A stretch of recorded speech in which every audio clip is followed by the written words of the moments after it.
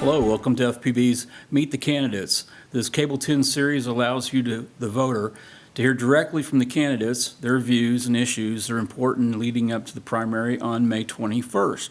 And today's guest, Chantel Bingham, is a Democratic candidate for state representative in Kentucky's 56th district. Yes. And I'd like to thank you for coming by and taking time to visit. And would you tell us a little bit about yourself and why you've chosen this path of public service? Thank you first for having me come out. As he said, my name is Chantel Bingham, and I have a passion for people. And for me, I chose to run because it's like being on the sideline and you're waiting to get in the game. You're waiting just to get in the game. Right. Coach put me in. I know I can help. So that's one of the reasons that I'm running. But I am a native of Woodford County, a 1987 Woodford County High School graduate. I graduated from the University of Kentucky with a bachelor's degree in communications, and from Kentucky State University with a Master of Public Administration with the emphasis in human resource management. Okay. Currently, I serve as the Executive Director of the Housing Authority of Versailles and on the City Council in Versailles. Okay. Was that your first public service? Actually, not really, because I've chaired the Human Rights Commission as well. I've been active with the site-based council for like 9 years that my son was growing up. So I've always been a servant leader Okay. in those type of positions. So All right. I'm married. Yeah. My husband is from Nicholasville, Kentucky. I've been married to him for 8 years. Okay. I have 3 boys, Dwayne, who's 25, Jonah, who's 10, and Jackson, who's 7. And the 7 and 10-year-old are adopted. Okay. Their adoption was final for the 10-year-old February 22nd of this year and May 4th of last year for the 7-year-old. And they are siblings. Well, congratulations on that. Thank you. I've been in foster care, in the foster care parent and adoptive systems for 10 years. Okay. 10 years. And it's a pretty grueling process. Right. Because those boys were in foster care for 5 years before they were allowed to be adopted. Okay. So you said that you felt like you'd been on the sidelines and you wanted to get into the game. I did. So was there any specific thing that triggered you to run for this seat? I've kind of had aspirations younger as being in politics, but actually not to this level. Right. I kind of, like you said, I kind of sit on the sidelines, and then when this pro-choice and pro-life issue came about, it really sparked something in me. Okay. And I am pro-choice. I believe in the exceptions to the abortion law, Okay. such as rape and incest, whether it's saving a life or risking the health of a mother. Okay. Would you say that's your number one reason for running? I wouldn't say it's my number one, but I'd say it's close to the very top. Okay. So tell us about the 56th district. What areas do fall under your? 56th district encompasses some of Franklin County and Jessamine County, which Wilmore and Keene, Yep. and all of Woodford County. Right. So you just got a little bit of 2 others. I do. Yeah. I do. Okay. Well, what experience, you've told us a little bit about some of your experience, but to be a legislator, what kind of legislative type of experience do you have? Have you been involved in anything like that before? With city council and ordinances, I've also been on the planning and zoning as a commissioner Okay. as well. I've had a huge gamut of being able to work with people from diverse backgrounds Right. and in different positions. I'm on the Affordable and Attainable Housing Task Force in Versailles as well. Let me see, what else have I done?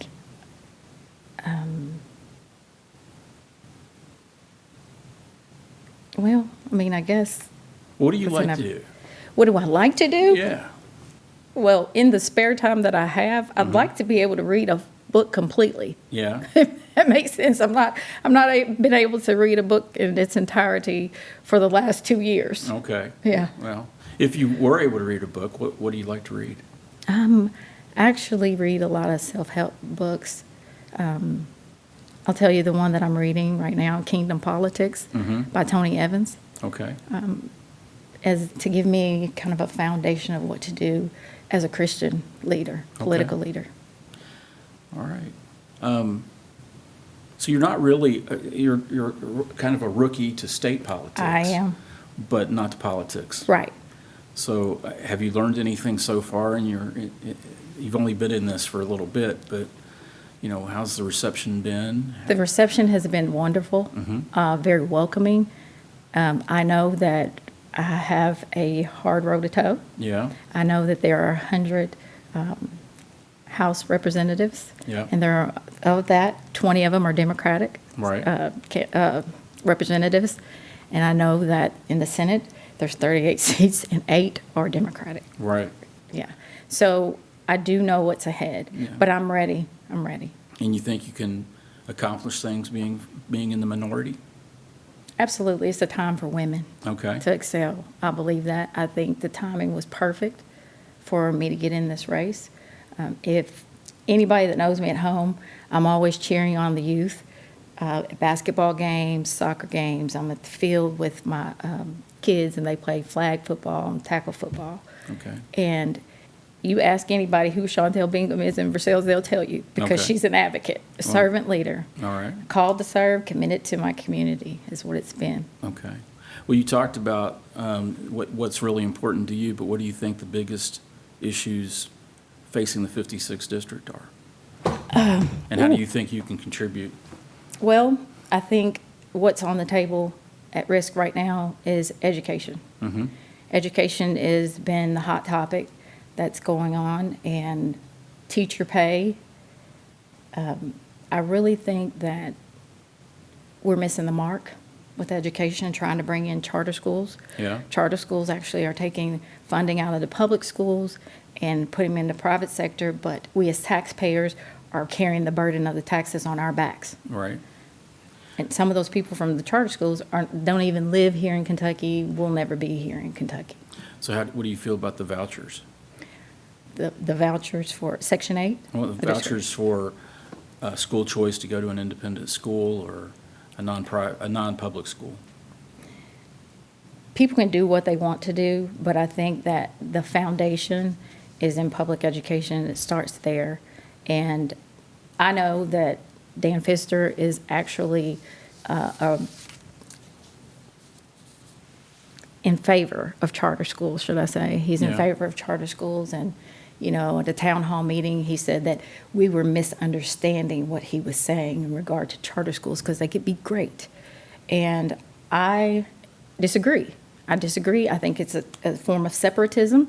I think it's the elite that get to go to school at the charter schools, and they keep out the rest of us. So, Okay. Frankfort is home to more state retirees than any other community.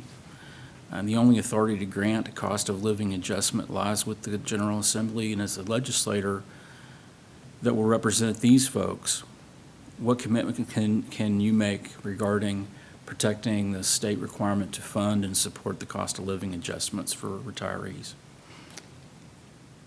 These are questions that came from outside. well, I am going to advocate for the state retirees to have their cost of living adjustments. I know that they haven't been given in the past, and there was a House Floor Amendment 12 that the governor had talked about in the budget that would give the state retirees their cost of living adjustments. Right. And I know that Dan Pfister was not in favor of it. Okay. And the first bill that I will file would be for the state retirees' cost of living adjustments when I get there. You stole one of my questions. I'm sorry. I was going to ask what the first bill would be. That would be it. That would be it. I've worked in government for 15 years, so I understand. I started out in the cabinet for Health and Family Services. Okay. And then I went to Kentucky Department of Fish and Wildlife Resources. Right. And I was the staff assistant to the commissioner there that helped get the archery program and curriculum implemented into the school system. And after that, I went to the Kentucky Department of Parks and worked as an investigator on complaints and in the Human Resource Division. Okay. Well, that and going to KSU, you're pretty familiar with Frankfurt as well. I am.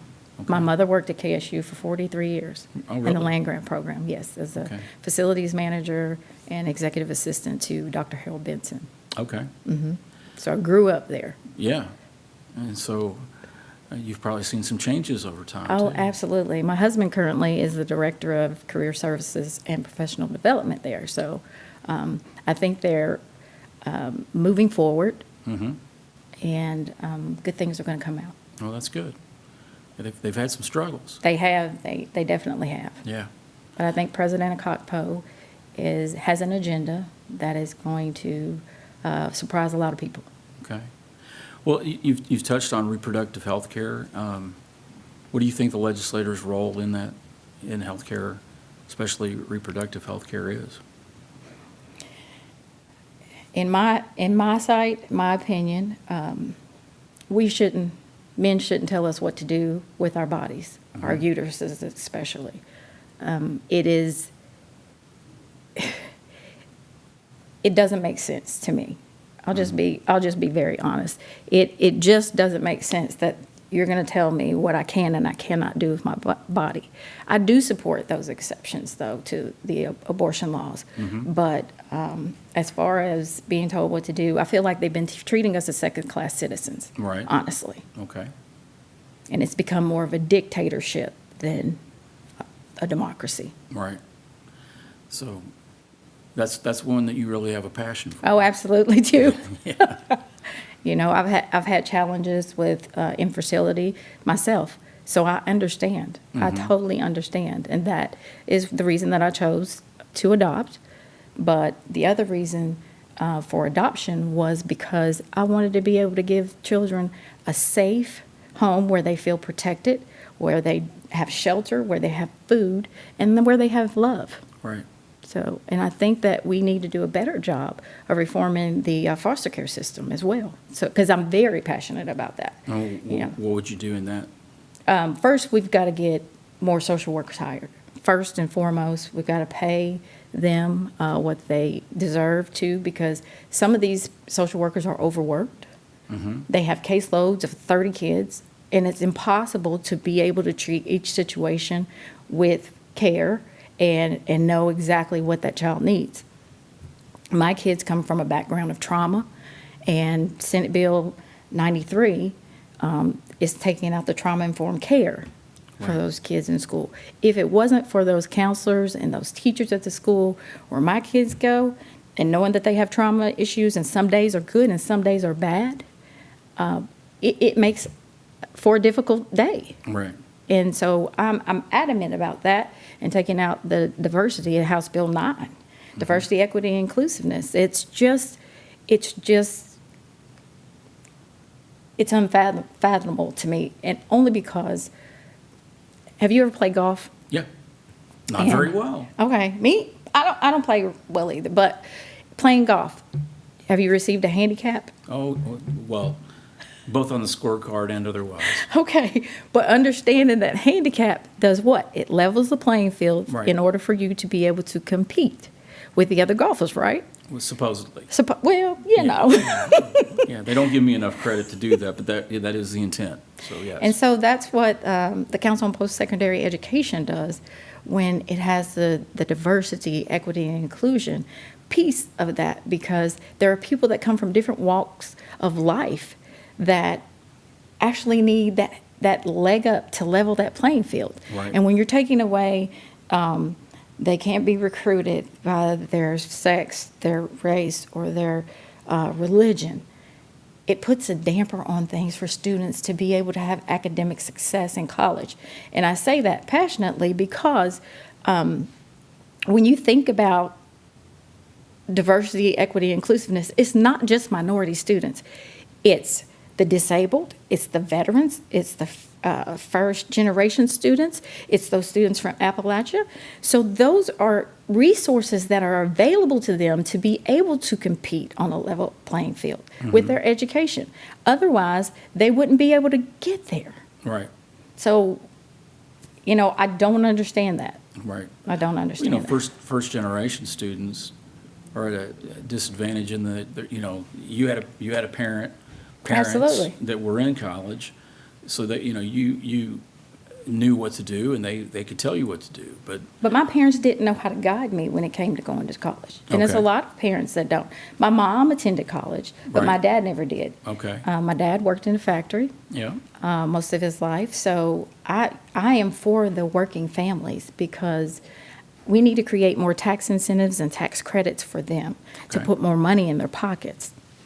My dad was also a sheriff's deputy in Woodford County. So, I've had the law enforcement is in my blood, Okay. so I'm an advocate for first responders. EMTs and paramedics have not received their proper pay as well. The police have gotten pay increases. The fire departments have gotten incentives where they get $4,000 pay incentives. But the paramedics and the EMTs have been forgotten. Yeah. So I'm going to advocate for them too. okay. Well, you mentioned taxes, with the tax code changes moving more towards a consumption-based tax code. What are your opinions on that? Well, I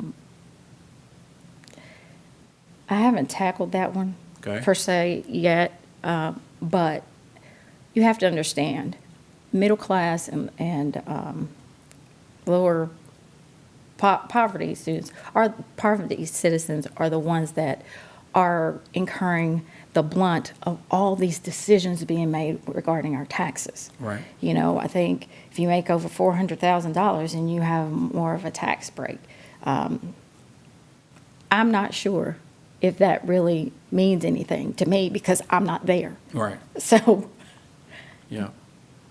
Okay. This is another one that was called in, but in March of 2023, Governor Beshear signed Senate Bill 47, which legalized medical cannabis, and beginning January 1st, 2025, that will be legal. What do you think about that, and what do you think about recreational use? from the perspective of being the executive director of a housing authority, it's federally funded. Mm-hmm. I'm not an employee of the federal government, Right. but I am an administrator of the grants that are there. So right now, we have the one strike bill that was, the one strike policy that was in place from President Clinton. And if my residents are smoking marijuana, then it is considered a drug. Yep. So that's an eviction, which makes it difficult, which makes it difficult. So when you talk about legalizing marijuana, it's going to make it difficult to police that because whether they have a medical card or they don't, it's federal property. They're not supposed to be there, but they can fight you and say, I have a medical card. Right. I think we need to take more time on this bill, honestly. Okay. Maybe not ready so much in January of 2025, but I think there are a lot of people that would like to buy in on this position, Okay. and me being one of them. All right. When you have two kids in school? I do. Okay. I do. Oh, so the next one is about school safety. What are your thoughts on school safety and how we can have safer schools? I think that it is important to give children a safe learning environment. Right now, I know in Woodford County, the doors stay locked. They go through a procedure of, ringing the bell. They can see you from the office, and you have to present your ID. I think it's very unfortunate that there have been several mass school shootings all around the country, and I think it's sad. But we have to do a better job of helping our kids deal with their mental issues as well. Right. Our kids are our future. Mm-hmm. They are our next generation of leaders. Right. So we have to make sure that they have a safe learning environment and they have the help that they need. Back to the trauma-informed care. Yeah. When a counselor sees that a kid is having a bad day, or they've talked to them and they're being bullied or harassed at school, it makes all the difference in the world to have someone to talk to de-escalate the situation. Right. So, Okay. Well, let's move on to business. What do you see as the biggest concerns for the business community in Frankfort and Woodford County and part of Jessamine? well, more or less, business is, okay, I'm going to go back to education, because if we are getting more people educated, then we're putting into the workforce. And we're diversifying that workforce. And then you have people to grow your business.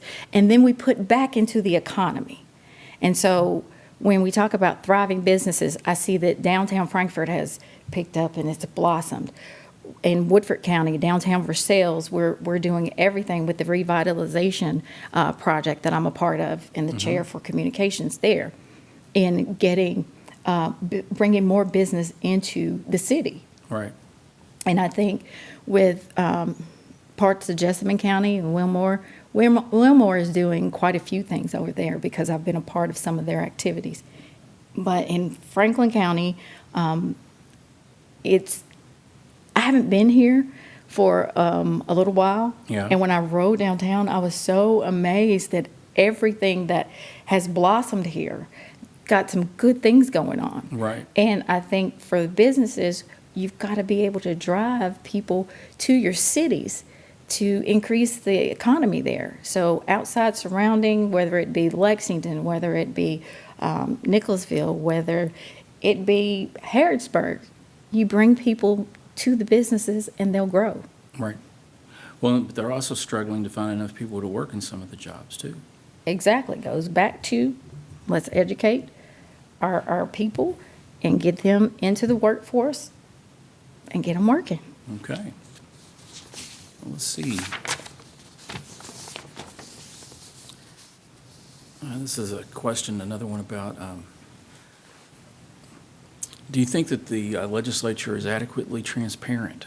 And if not, what steps would you take to make it more transparent? No, I don't think they're transparent at all. Okay. We need to slow the process of signing these bills. Excuse me.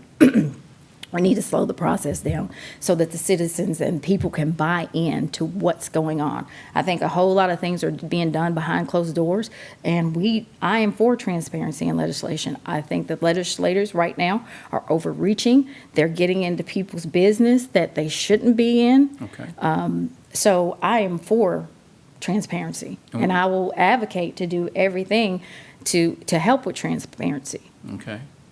Now, you said your first bill you would file, you want to talk about that just a little bit more? For the state retirees. Mm-hmm. You know, it's just, I don't understand it.